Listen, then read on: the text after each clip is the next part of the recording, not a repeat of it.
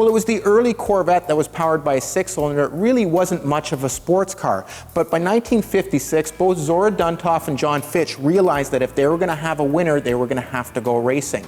So in the spring of '56, they started preparing a car for Sebring. They actually developed a car that would last more than 10 minutes on the racetrack, and they raced it for the rest of the season quite successfully, I might add. Well, the rest of the season here at Legendary Motorcar, we're going to restore one of the greatest '57 race cars ever. When you find an old car like this, that's very unique, we think it's a one of one kind of an old historic Corvette race car. You know, it deserves digging out its history so that you can share it with other people. My brothers and I have been Corvette fanatics our entire lives. And this car was kind of one of those barn finds that you dream about. And so when we found it and discovered that it was a significant race car, it became a passion for all of us to find out really what was the history, who drove it, where was it raced, how successful was it. Well, the true value of this car is its racing history. So some people would restore the car based on how it rolled out of the factory. You know, we want to restore the car based on how it was raced during the period. And we like to make it look, for history purposes, as good as we can, get the fit and everything as perfect as we can, using a lot of the technology we have today we didn't have before. This car we know was owned and raced originally by a gentleman by the name of Bob Mouat out of Baltimore, Maryland. And he raced this car quite extensively for about 5 years. We've been unable to locate him. We know his son still lives, or we think his son still lives in the area. And if we could ever make contact with him, we're sure we could get the rest of the history of the car. We were afraid of disturbing something that was of historical significance on the car. So what we wanted to do, first of all, is validate that this was a bona fide, it's called the 579E, which was a very rare factory option. There's only 43 of these made. There's only 23 that are known to exist today, and only a handful that have some of the extra factory goodies that this car has. When we get to NCRS, obviously people are going to be always commenting like any car show. What about this? What about that? My response to them is going to be that this car came out of Zora's Skunk Works, as it was, as a race car. And a lot of the things that you see on this car were not on an established car that's delivered to a dealership. And when it did come out, the racers got a hold of it and did a lot of different things, you know, to gain tactical advantage on the track or safety issue on the track. So a lot of things you see that's different on this car were for improved performance and safety on the car. The car has been parked for 35 years in a garage in Florida.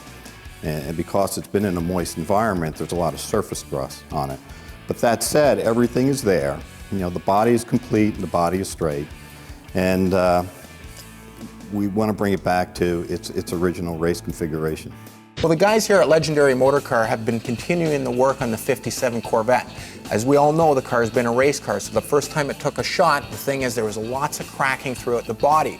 We're obviously going to have to replace the top piece, but what do we have to do with all these other areas where there's cracking and there's stress cracks? I mean, you can see in the front what they thought you'd have to do.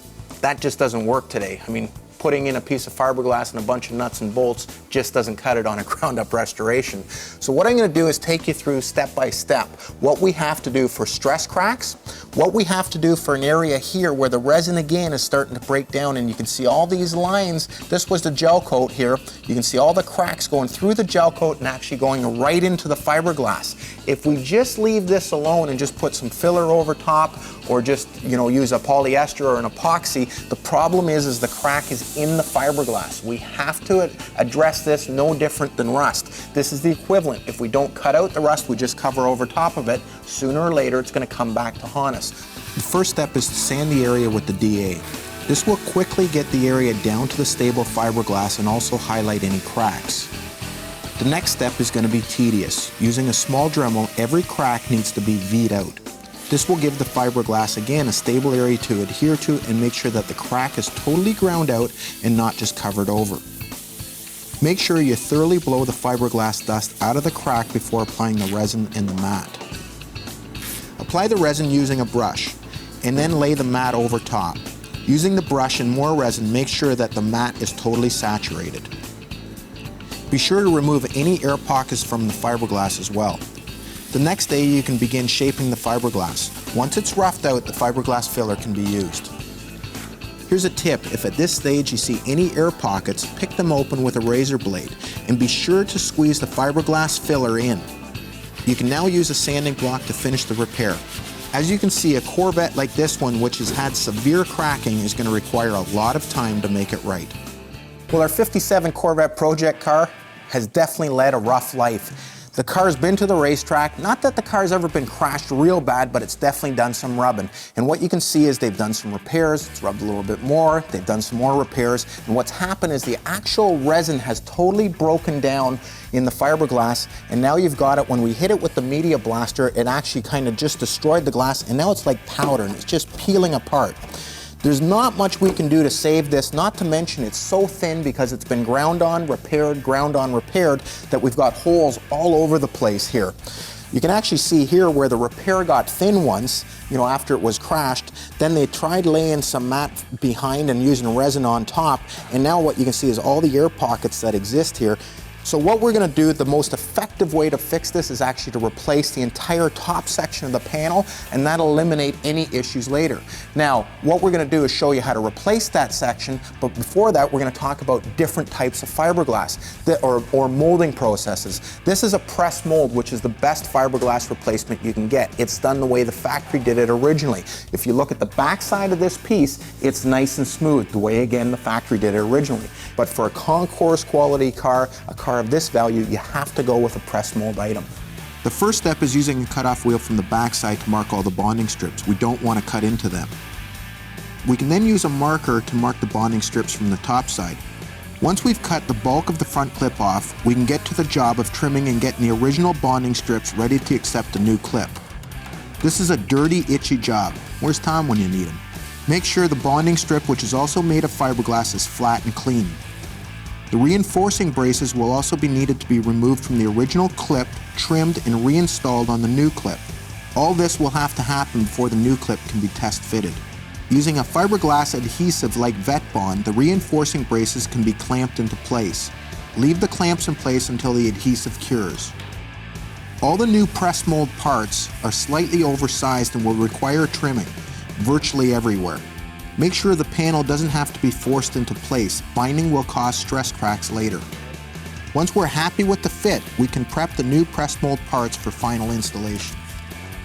Using a marker when the front clip was last on, we marked exactly where the bonding strips would meet the new part.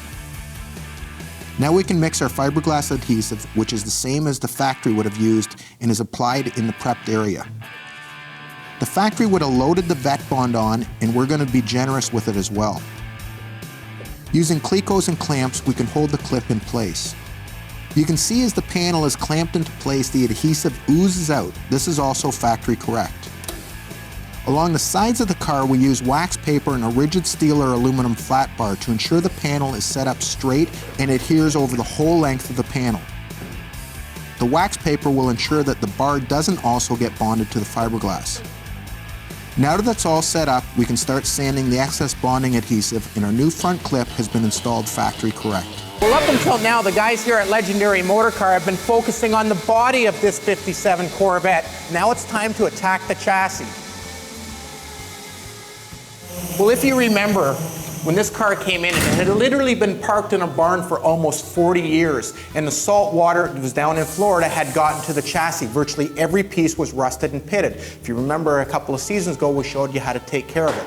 Blast the frame, get in there with body filler, fill all the pits, and start sanding. Tedious job. Make sure you don't get any of the serial numbers or part numbers. You want to make sure they're there to authenticate this frame to that actual body out there. Now we get into the procedure of how this car was done down at the factory. Well, they came in sort of 3 sub-assemblies. You had the frame itself, which is here. We flipped it upside down at the factory. They actually painted it the other way around, but just it'll be a nicer job. You had the rear end assembly, which included the leaf springs, the shackle bolts, the U-bolts, the brake drums, the backing plates, everything was one unit. And then you had the front suspension piece, which included the cross-member frame here, included upper and lower control arms, the whole steering assembly, as well as the knuckle and springs. So all of these components would have been brought from different distributors or manufacturers, assembled as one unit, and then painted black all as one unit. So this gets painted black, frame gets painted black, rear end gets painted black.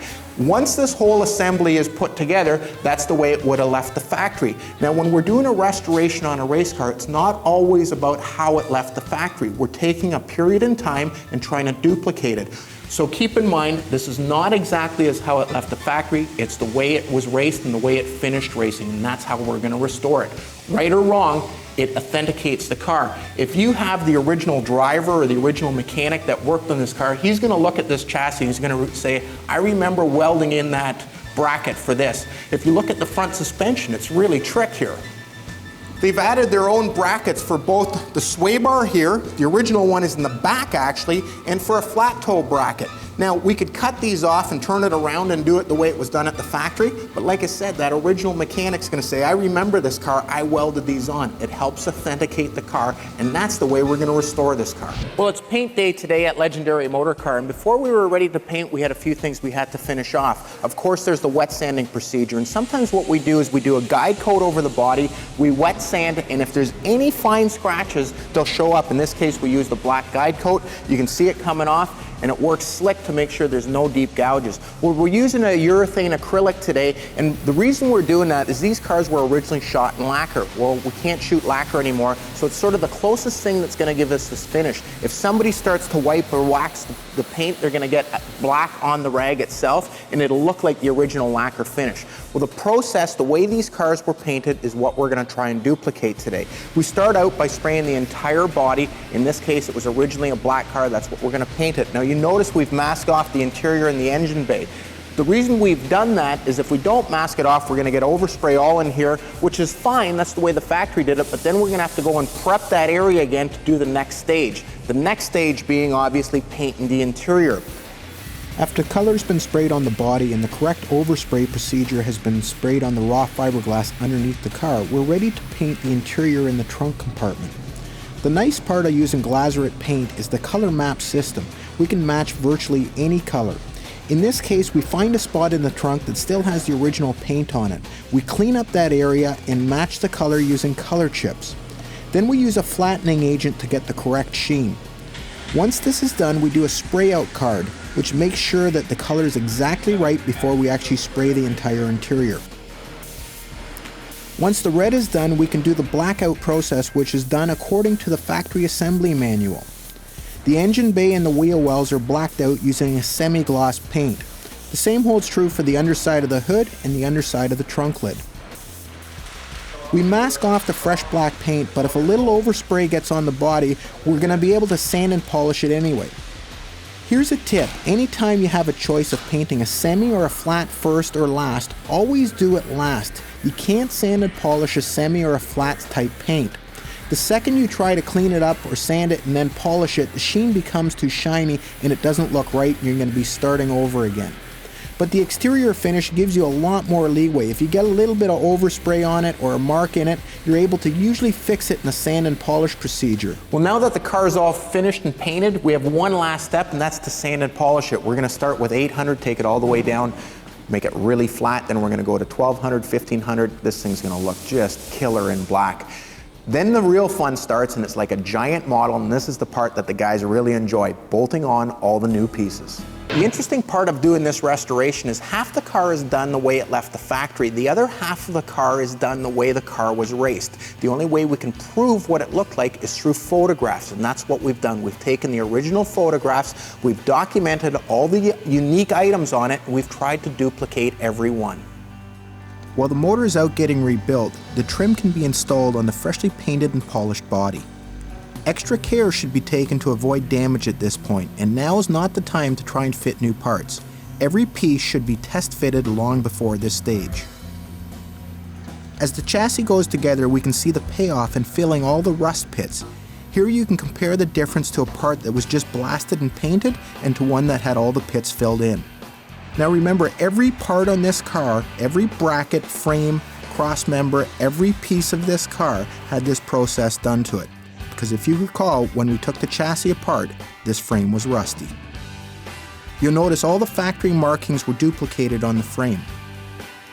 But the race components like the scatter shield are left and not replaced by original components. The shocks and the brakes are later date coded in 1957 because the car is being restored to its race configuration in 1962. Once the engine is back from the rebuilder, it is now ready for paint. The oil pan, water pump, and engine mount were all originally painted on the motor, so they need to be installed before the painting process. We found if you use a regular engine enamel out of a regular spray bomb on the bare motor and then spray the Chevy orange out of a gun, the finish is great and will last longer that way. The motor, transmission, and rear end, as well as all the brakes and fuel lines, are installed before the body is lowered onto the chassis. If you look closely, you'll notice the generator is on the right side, which is not factory correct, but it is correct for this car. The mechanic may have put it on the right side for any number of reasons, weight distribution, or simply to make room for the overflow tank. Once the body is united with the chassis, it quickly appears as if the end is in sight. The entire fuel injection unit was sent to Boydell for rebuilding, and now it's ready to install. If you look closely, you can see where the plenum was actually cut in two for internal modifications and then welded back together. Wonder if that was legal in the day. The interior is fairly straightforward, other than a roll bar, racing belts, and some extra gauges, and of course the trick seats that we showed you a couple of weeks ago.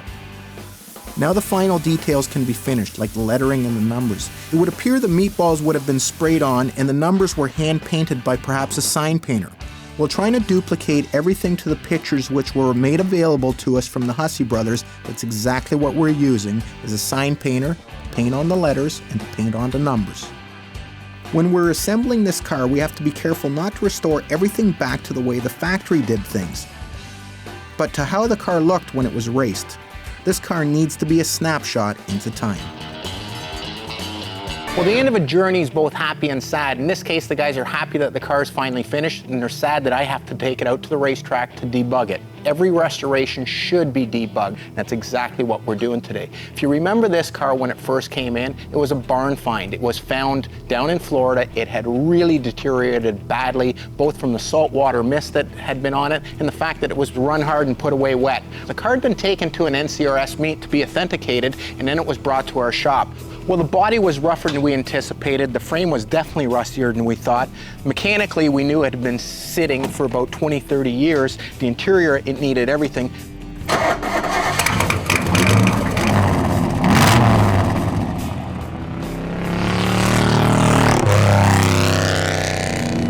So now that I know the car feels pretty good, we've done a couple of laps.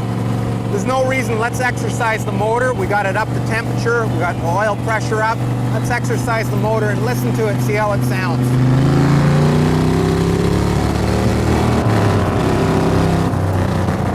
A little harder on the brakes. The car actually sounds quite nice.